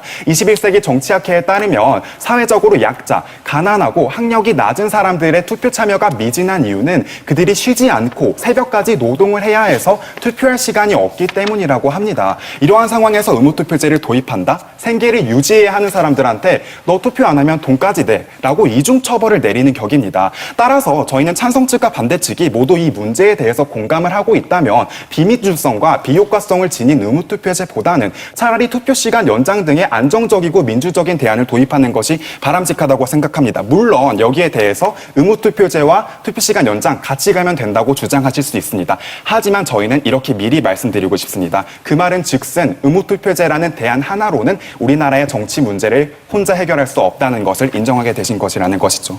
네, 맞습니다. 방금 반대측에서 지적해주신 부분 저희도 충분히 공감하고 문제점 인식하고 있습니다. 우리나라에 투표에 참여하고 싶지 않은 사람이 아니라 참여하지 못하는 사람이 굉장히 많습니다. 최근 중앙선거관리위원회에서 발표한 설문조사 자료에 따르면 우리나라 비정규직 노동자들 중 약 65%가 투표에 참여하지 않는 것이 아니라 참여하지 못했다고 말했습니다. 저희는 오히려 그렇기 때문에 투표를 국가에서 의무로 제도로서 지정해서 국민의 의무로서 설정해서 기업도 노동자도 투표는 반드시 해야 하는 것, 민주주의 국가 사회에서 시민으로서 반드시 해야 하는 것으로 규정 내린 다음에 그 투표를 할 수 있는 국민들의 상황, 기반을 마련해주자는 것입니다. 제가 말씀드리면 한 가지 이렇게 지적을 해드리고 싶습니다. 국민의 의무가 생기면 가중하기 때문에 자유를 또 침해할 수 있다 이렇게 말씀을 하시겠죠. 1948년에 대한민국이 수립되고 정말 최빈국이었습니다. 그런데 교육의 의무라는 걸 신설하면서 초등교육을 의무화시켰습니다. 그때 개인의 합리적인 선택은 교육을 받지 않고 내 자녀를 일을 시키거나 농사일에 데리고 오는 것이었겠죠. 그런데도 불구하고 교육의 의무를 도입하니까 한국이 경제 성장을 하고 여유가 될 때 학교를 짓기 시작했습니다. 그러면서 우리나라 어떻게 됐습니까? 대한민국 교육의 강국이 됐죠. 당장 국민들에게 필요하지 않다 하더라도 이것이 우리에게 도모하는 사회적 이익이 보다 크다면 먼 관점에서 저는 이것을 5대 의무로 설정하고 보다 바람직한 대의민주주의 실현 방안으로 가야 된다고 생각합니다. 제가 충분히 답변 듣지 못한 부분에서 좀 지적을 드리고 싶은데 사전투표율이나 부재자 투표 그리고 뭐 거소자 투표까지 말씀하시는 것 같은데 어떻게 어떤 방식으로 투표율을 좀 재고를 정확하게 시키실 것인지에 대해서 좀 구체적인 설명을 좀 부탁드리겠습니다. 네, 먼저 답변 드리겠습니다. 투표에 참여하지 못하는 사람들을 위해 5대 의무로서의 선거를 조금 더 강제해서 투표를 참여할 수 있는 분위기를 만들어야 한다는 거에 저희도 어느 정도 동의하는 면이 있습니다. 그러나 저희가 지적하는 부분은 일용직이나 하루 선거에 참여하기 위해 일을 쉬게 되면 그것이 바로 소득의 문제로 이어지는 사람들을 가리키는 것입니다. 이런 사람들을 고려한다면 의무투표제의 도입은 이중처벌로 기등할 수 있다는 것 찬성층도 분명히 인정하실 거라고 생각합니다. 또한 그 교육의 의무를 말씀하시면서 학교를 짓고 이러한 것들이 많이 발전했다고 하셨는데 저희 측 주장을 조금 생각해 주시면 저희는 먼저 교육의 중요성과 정치 교육에 대해서 이거를 실시함으로써 투표율을 제고시킬 수 있다는 방안을 말씀드린 바 있습니다. 지금 말씀해 주신 것 같이 의무투표제 없이 그렇다면 어떻게 투표율을 증진시킬 것인가 그거에 대해 조금 답변 드려보겠습니다. 의무투표제를 도입했다 폐지한 네덜란드의 경우에는요. 올해 작년 총선에서 81%의 투표율을 기록한 바 있습니다. 이에 대해 그 논평에 따르면 정치 현안에 대한 국민들의 높은 관심과 어릴 적부터 정치 교육을 생활화하는 프로데모스 등의 교육기관을 통해서 네덜란드의 투표율이 훨씬 더 상승했다는 것입니다.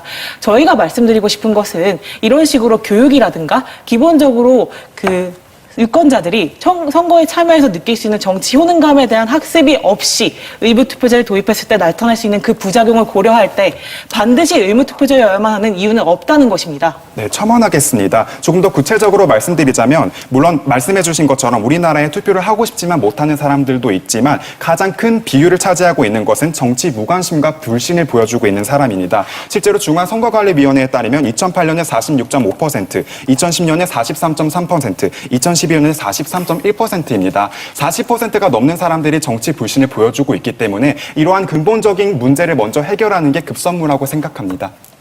네, 반대측에서 지적해주신 부분 저희도 공감합니다. 우리 국민들의 정치 무관심, 정치 불신, 우리가 당장 해결해야 하는 문제입니다.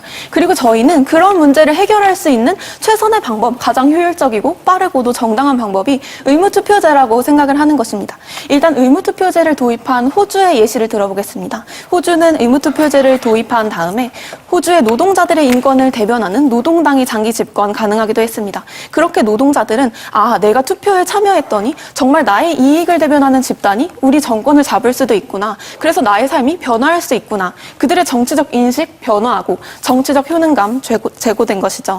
저희는 이렇게 일단 의무투표제를 우리나라에 도입을 해서 모든 국민들의 이익을 정치에 반영을 하고 그래서 보다 모든 국민들의 이익을 반영할 수 있는 다양한 소수 정당 만들어지고 그렇게 국민들은 다시 자신들의 이익을 대변할 수 있는 정당에 투표를 하고 이러한 선순환이 이루어지는 과정 이루어야 한다고 생각하고 그것이 의무투표가 반드시 도입되어야만 하는 이유입니다. 교육의 의무에 대해서 잠시 오해가 좀 있으셨던 것 같아서 말씀을 드리면 교육 자체를 해서 제도를 설계해서 바꾸자는 말씀을 드린 것이 아니라 우리가 지금 현재 어렵고 힘든 길이지만 의무로서 설정을 했을 때 우리는 그 제도를 통해서 조금씩 한 걸음씩 나아가게 되고 결국에 그것이 내가 교육을 시켜야 된다. 우리 자녀가 교육을 받아야 된다고 하는 의식제도까지 이루어진다는 점 말씀드린 것입니다. 네덜란드 사례 잘 들어주셨어요. 네덜란드 폐지를 했죠. 근데 저희는 이것을 항구적으로 유지를 하면서 대한민국은 대의민주주의 사회다, 민주공화국이다라는 것을 국민의 5대 의무로서 선거 참여라는 것을 명시하자라는 말씀을 드린 것이었습니다. 정치의 무관심, 정치 불신 말씀하셨습니다. 저 이렇게 말씀드리고 싶습니다. 버락 오바마 대통령이 열세에 몰렸을 때 이렇게 얘기했죠. 정치를 싫어하십니까? 정치를 정말 보면 혐오감이 드십니까? 그렇다면 투표하십시오.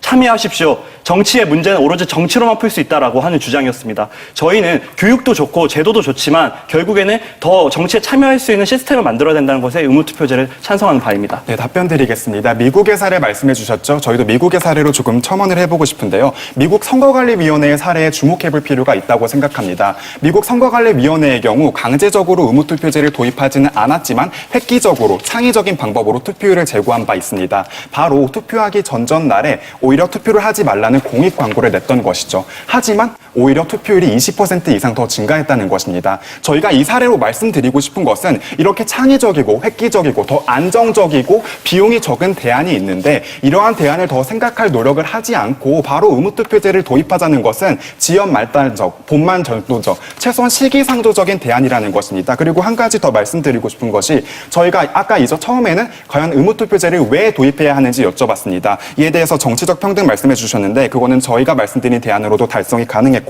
그렇다면 이번에는 어떻게 실현 가능성에 대한 부분을 질문드리고 싶습니다. 저희는 의무투표제를 실시한다고 해서 투표율의 제고를 기대할 수 있는지가 사실 조금 의문입니다. 왜냐하면 2016년 경북대학교 사회과학기초연구소에 따르면 사실 베네수엘라와 게테말라의 경우 의무투표제를 도입했지만 40%를 간신히 넘는 투표율을 보여 폐지한 바 있습니다. 이 밖에도 멕시코가 단 58%, 그리고 부분적으로 도입하고 있는 스위스의 경우에도 의무투표제를 도입하고 있는데도 불구하고 46.8%에 불과했습니다. 저희는 여쭙고 싶습니다. 과연 의무투표제를 도입한다고 해서 그 실현 가능성을 제고할 수 있다는 그 근거는 무엇입니까? 네, 그리고 한 가지 첨언하겠습니다. 매번 투표율이 80% 이상을 기록하는 덴마크의 경우에는 의무투표제 도입 없이도 이렇게 높은 투표율을 기록하고 있습니다. 그 저변에 있는 것은 정치에 다각도로 참여하는 국민의 열망이며 스웨덴 역시 80% 후반에 육박하는 투표율을 지니고 있습니다. 선거 오두막을 통해 공론장을 형성하고 국민이 정치에 대해 관심을 가질 수 있고 정치에 대해 알 수 있는 기회를 줬기 때문이죠. 그러나 우리는 이러한 제도를 실시하지 않고 바로 의무투표제로 나아갈 수 있는지 그것이 근본적인 의문입니다. 제가 덴마크와 스웨덴 예시를 들어드리면서 분명 역사적 맥락에서 말씀을 드렸습니다. 20세기 초가 그 덴마크와 스웨덴이 민주주의가 발전할 시기였죠. 그때 노조를 근반으로 한 노동자 세력이 결국에 정당을 이루었고 그들이 모두 정치에 참여해서 사회민주당, 노동당을 만들어서 그 민주주의를 이끌었던 것입니다. 그런데 우리는 현대 21세기에 살고 있으면서 노동자들의 정당이라고 말할 수 있는 정당도 힘을 쓰지 못하고 있고 계급 정당이라고 말하는 것도 만들어지지 못했습니다. 그것은 마치 교육을 통해서 그 나라들이 높은 정치 참여를 올렸다라고 하는 것은 정치 사회적 맥락에서 한번 종합적으로 볼 필요가 있다라는 점 말씀을 드리겠고요. 저는 그 말씀을 좀 드리고 싶습니다. 앞서 말씀해 주셨던 것처럼 뭐 베네수엘라나 여러 가지 나라들이 예시를 들어주셨죠. 그런데 의무투표제의 경우에는 강성, 중성, 연성 다양한 형식의 선택지가 있죠. 호주 같은 경우에는 벌금을 부과하고 그에 대한 사유서를 수락 조건을 까다롭게 하는 시스템인 것이죠. 이런 식으로 조금씩 제도를 저희도 잘 설계해서 보완을 한다면 저는 투표율 제고에서는 크게 문제가 없을 거라 생각합니다. 다만 이 방향에 있어서 어떻게 우리가 사회적 합의를 이뤄나가고 국민의 의무로서 왜 의무투표가 필요한 것인지 단순히 투표율 제고가 목표가 아니라 우리는 대의민주주의 사회의 국민이다. 그렇기 위해서는 참여해야 된다라는 원칙이 형성되는 것이 필요하다는 것입니다. 네, 참여의 원칙은 강제로서 세우기에는 조금 무리가 있다고 생각합니다. 저희는 그럼 다른 측면에서 이 논제를 살펴보고자 하는데요. 중앙대 신광현 교수가 각국의 투표율, 유엔 개발 계획의 진위 개수, 피케티 지수, 세계 주요 국가의 상대적 빈곤율, 경제협력 개발기구의 정부 신뢰도 조사, 세계 가치조사 기구의 신뢰 지수 등 다양한 자료를 동원해 실증 연구한 결과 제 아무리 의무투표제를 실시할지라도 정부에 대한 신뢰도가 낮은 나라는 투표율이 낮았습니다. 예컨대 브라질과 호주 모두 의무투표제를 실시하고 있지만요. 불평등이 심각한 브라질의 경우는 투표율은 74.72%로 우리 대선 투표율 77.2%보다 낮았습니다.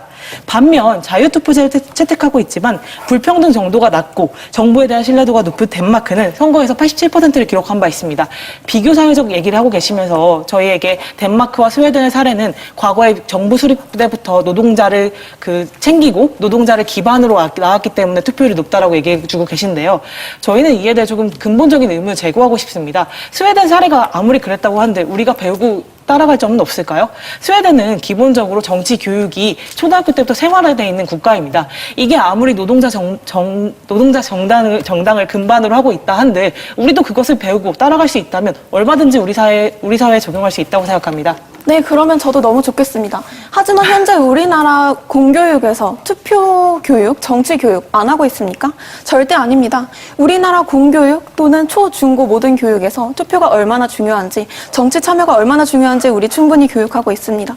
하지만 그럼에도 불구하고 우리나라의 다양한 역사적, 사회적 상황이 우리나라의 국민들이 내가 투표해도 바뀌지 않지 않을까라는 생각 계속해서 하게 만들고 있는 것입니다. 따라서 저희는 지금 당장 대한민국에 물론 점진적인 도입을 할 수 있다면 더 좋겠지만 투표 교육, 정치 교육 좋습니다. 하지만 거기에 의무 투표까지 함께하여 모든 국민에게 실제로 투표를 참여했을 때 소외계층, 저소득층 계층, 지금 투표에 참여하지 않고 있는 사람들이 일단 투표에 참여를 했을 때 자신들의 삶이 어떻게 변화하는지 먼저 보여줄 수 있다면 그것이 훨씬 효과적이고 빠른 방법이 아닐지 생각합니다. 암묵적 규범이라는 것이 바로 도덕이고요. 그리고 현실적 규범이라는 게 제도와 법입니다. 제가 앞서 그 덴마크 사례와 스웨덴 사례를 많이 지금 예시를 들어주고 계신데 그 나라들에서 투표를 하지 않는다는 것은 마치 시민권을 포기하는 것이다. 나의 오랜 기간 동안 노동자와 여성들의 권익을 찾아온 그 시민권을 내려놓는 것이다라고 하는 암묵적 사회 규범이 사회적 합의로 만들어져 있는 것이죠. 그런데 그것을 비교선상에서 한국도 그렇다면 그런 교육을 통해서 충분히 해결할 수 있다. 저는 그런 교육 필요하다고 생각합니다. 하지만 저희가 가지고 있는 그 국민권에 대한 의식과 그들이 가지고 있는 의식이 다르기 때문에 저는 분명 의식이 제도를 바꿀 수도 있지만 제도가 오히려 의식을 견인해서 제도와 의식이 함께 병행될 수 있는 시스템이 가능하다고 말씀을 드린 것이었습니다. 한국에서 지금 투표율이 상당히 낮아지고 있는데 물론 대선 투표율 잠시 올라갔습니다. 그런데 제가 예시로 들었던 풀뿌리 민주주의의 지방선거 투표율 60.2%입니다. 그게 사상 최대 투표율이라고 하는 이 시점에서 의무투표제가 아니고 다양한 제도적 보완 장치로 해결할 수 있다라고 하는 그 주장에 대해서는 실효성에 대해서 의문을 드리고 싶습니다. 도대체 어떤 제도를 도입해서 어느 정도의 효과성을 볼 수 있을 것인지에 대해서 좀 구체적인 설명을 부탁드리고 싶습니다. 네, 답변 드리겠습니다. 방금 전에 여자분께서 우리나라 학교 현장에서 그런 교육이 이루어지고 있다라고 말씀해 주셨습니다. 하지만 얼마나 실효적으로 이루어지고 있는지에 대해서는 답변해 주시지 않았는데요. 제가 자유학기제 대학생 강사단을 했던 적이 있습니다. 아이들한테 이런 토론 정치 교육을 해보려고 노력을 했던 적이 있는데요. 아이들이 학교에서는 이런 수업이 한 번도 없었다고 하더군요. 단순히 일방적인 교사가 학생한테 알려주는 수업, 그런 거로는 효과를 제거할 수 없습니다. 그렇기 때문에 좀 더 효율적이고 창의적인 정치 교육이 필요하다는 것입니다. 네, 그 보다 효율적이고 창의적인 투표율 제고 방식이 저희는 의무투표제라고 생각하는 것이며 일단 의무투표제를 우리나라에 도입을 한 다음 모든 국민들이 투표에 참여할 수 있게 해야 한다고 생각합니다. 네, 정리해드리겠습니다. 그 효과적인 방안이 의무투표제라고 해주셨는데요. 하지만 저희가 양적 증가가 일어나지 않았던 사례와 단 6, 7%밖에 효과가 기대되지 않는다고 여러 번 말씀드렸는데 이에 대한 답변이 한 번도 없었고요. 그리고 과연 질적으로 제고할 수 있는지에 대해서도 동기부표의 1%가 사실 그렇게 큰 위험이 아니다라고만 말씀해 주셨습니다. 그렇기 때문에 저희는 효과가 확실하게 입증되지 않은 의무투표제보다는 정치 교육이 더 우선이라고 생각합니다. 네, 와 24분을 정말 하얗게 불태우셨네요. 네, 자유토론 지금 시간 딱 0초로 아주 아낌없이 모두 찬성팀, 반대팀 모두 아낌없이 쓰셨고 정말 뜨거운 토론 펼쳐주셨습니다. 이제 마지막 시간입니다. 맺은 말을 할 텐데요. 각 팀당 1분 30초가 주어집니다. 각 팀의 논리와 주장을 보다 확실하게 전달할 수 있는 마무리 발언, 먼저 반대팀부터 시작하겠습니다. 뉴페이스 팀 최종 발언 시작하겠습니다. 민무신분리. 논어에 등장하는 말로써 국민의 믿음이 없이는 국가는 존속될 수 없음을 뜻합니다. 저희는 오늘 공직선거에 의무투표제를 도입해야 한다는 토론 논제에 대해 이 말로 답하고자 합니다. 믿음이 없으면 설 수 없다는 공자의 말씀이 의미하듯 현재의 낮은 투표율과 이로 인한 대표성에 저하는 실망이 커서 참여해도 바뀌는 것이 없어서 투표장을 찾지 않는 우리 정치 현실이 증상으로 나타난 것이기 때문입니다. 여러 연구 사례에서 보여주듯 의무투표제로 인한 투표율의 증가는 6, 7%의 미미한 수준에 불과하며 선거의 질적 향상을 보장할 수 없습니다. 다양한 국가에서 등장하는 부작용을 통해 우리는 이것을 알 수 있죠. 돈키보트나 아니면 여러 가지 사례를 저희는 토론에서 들어드렸습니다. 뿐만 아니라 우리는 더욱 합리적이고 민주적인 대안을 찾을 수 있습니다. 국민의 정치 신뢰 회복과 고질적인 불평등의 개선, 교육 현장과 유리된 정치 교육이 우선시되어야 할 것이며 이러한 우선 과제 해결은 나아가 높은 자발적 투표율과 성숙한 민주주의로서 꼽힐 것입니다. 따라서 저희는 우리 정치 토양에 맞지 않는 의무투표제 도입이 아닌 국민의 신뢰 회복과 정치 문화의 성숙이 보다 필요하다고 주장하는 바입니다. 이상으로 뉴페이스 팀의 최종 발언 마치겠습니다. 감사합니다. 네. 선거의 질적인 향상을 보장할 수 없고 그리고 우리의 정치 토양에 맞지 않기 때문에 의무투표제 도입에 반대한다는 반대팀의 맺은 말 들어봤습니다. 이번엔 찬성팀 해주시죠. 국민 주권주의. 우리나라의 주인은 모든 국민입니다.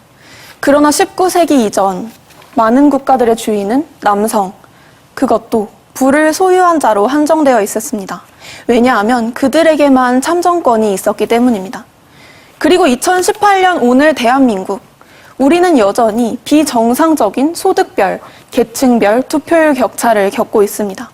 그것이 2018년 21세기 대한민국에서 일어나고 있는 일입니다. 따라서 저희는 이러한 문제점을 의무투표제를 도입해서 반드시 해결할 수 있다고 믿고 의무투표제에 도입해야 한다고 생각합니다. 오늘 토론에서 반대 측은 의무투표제를 대한민국에 도입했을 때 발생할 수 있는 다양한 문제점들, 특히나 투표를 하는 과정에서의 질적 훼손을 우려해 주셨어요. 하지만 저희는 오히려 의무투표제를 도입했을 때 국민들의 투표 과정의 질적 향상이 이뤄질 수 있다고 말씀드렸습니다. 의무투표제를 통해서 모든 국민들이 투표에 참여하고 그들의 나라, 그들이 바꿀 수 있다고 믿게 되었을 때 진정으로 민주주의 국가 대한민국이 만들어질 수 있는 것입니다. 따라서 저희는 모든 국민들에게 1인 1표를 완벽하게 보장할 수 있는 의무투표제, 풀뿌리 민주주의 진정으로 실현할 수 있는 의무투표제 대한민국에 반드시 도입해야 한다고 생각합니다. 우리나라의 모든 소득 불평등과 계층 간 갈등 같은 본질적인 문제 해결할 수 있는 의무투표제, 우리에게 반드시 필요합니다. 네. 풀뿌리 민주주의를 실현할 수 있는 의무투표제를 도입해야 한다는 찬성팀의 맺은 말까지 모두 들어봤습니다. 이렇게 해서 결승전 토론 시간이 모두 끝이 났습니다. 심사위원단 5분께서는 심사를 마무리해 주시기 바랍니다. 빈틈없는 논리로 상대를 압도했던 찰떡궁합 뉴페이스. 반면 탁월한 팀워크로 연전연승을 거둔 환상의 콤비 중용의 미. 우승의 영광을 차지한 팀은 과연 어디일까요? 심사위원분들께서는 이 결승전을 어떻게 보셨을지 심사평을 들어보도록 하겠습니다. 네, 참가하신 네 분의 학생, 두 팀의 네 분 정말 수고 많이 하셨습니다.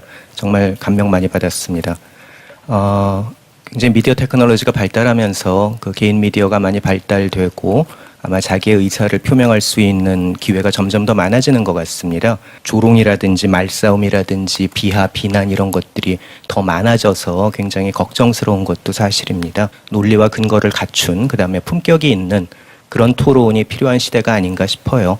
그리고 오랜만에 그런 토론을 보게 돼서 굉장히 기쁩니다. 그러니까 OX 토론은 같은 자료지만 목적을 얼마든지 달리해서 활용할 수 있는 근거가 있습니다. 그냥 원론적인 주장에 머무는 것이 아니라 이제는 우리 공동체의 문제를 해결하는 데 초점이 맞춰지고 거기가 결론이 되는 그런 토론으로 좀 더 발전할 수 있었으면 합니다. 고생하셨습니다. 토론은 재밌게 잘 봤고요. 다들 준비를 많이 하셔서 내실 있는 토론이 됐던 것 같습니다. 전체적인 토론이 조금 중구난방으로 흐르다 보니까 이 토론의 본질적인 부분이 잘 부각이 되지 않았던 것 같아요. 대화를 한다는 느낌보다는 내가 준비한 거를 어떻게든 뭐 연설하듯이 말하겠다라는 느낌이 많이 들었거든요. 오늘 그 결과가 어떻게 나왔던지 여러분들은 지금까지 최선을 다했고 네 분 모두 승자라고 봅니다. 그 과정에서 얻은 소중한 경험들이 여러분한테 정말 중요한 재산이라고 생각을 합니다. 나무랄 것 없이 정말 잘했다. 상대의 주장 잘 듣고 그리고 상대의 주장에 예를 들면 근거적 허점들을 잘 지적해냈다. 이렇게 평가할 수 있고요. 모든 대학생 토론대 참여자들과 또 고등학생 참여자들 모두에게 박수를 보냅니다. 감사합니다. 네, 2018 대한민국 열린토론대회 그 결과가 지금 제 손에 있습니다. 고등부 2팀 그리고 대학생 2팀이 제 옆에 서 있는데요. 말로 합시다 팀은 오늘 결과에 따라서 인천까지 걸어갈 수도 있다고 했잖아요. 어떻게 예상하시나요? 그런데 사실 승패와 상관없이 그냥 네. 와서 이렇게 훌륭하신 분들과 토론을 한다는 것 자체가 저희에게 굉장히 유의미하지만 지면을 걸어가야 될 것 같아요. 네, 바로 발표를 하도록 하겠습니다. 오늘 우승한 대상팀은 말로 합시다 팀 그리고 뉴페이스 팀입니다. 축하합니다. 축하드려요.